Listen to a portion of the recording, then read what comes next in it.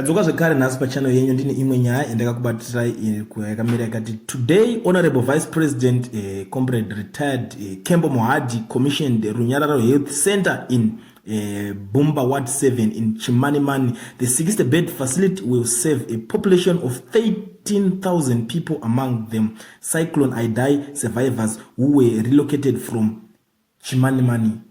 For the first time kutonzwa kuti VP Mohadi vato commission or something like this, because kazhinji kacho unongonzwa kunzi president Mnangagwa vaenda vega. Amen. Inini maonera ndiri kuzviita ndikuona kunge pakuita pachiita kaorder, because pane zvimwe zvinhu zvisingangoita ungonzwa kuti president vaenda vanokomishina zvinhu izvozvo, ipo pane mavice president vanokanda vaitobvunza kuti why is it mavice president vasiri kushandawo, vasiri kuitawo something, vasiri kuitawo kana mabasa madiki akaita seaya mazhinji aingonzwa kunzi vakomishina ball. Pane mazuva akambonetsa zvinzi president akomishina ball, ndopanzi aiwa ndobasa remakansela, but iko zvine zvinhu tiri kuona kunge zviri kuita zvichiita nani. Ameno muri Zimbabwe muri kuonawo sei nyaya iyi makaitarisawo?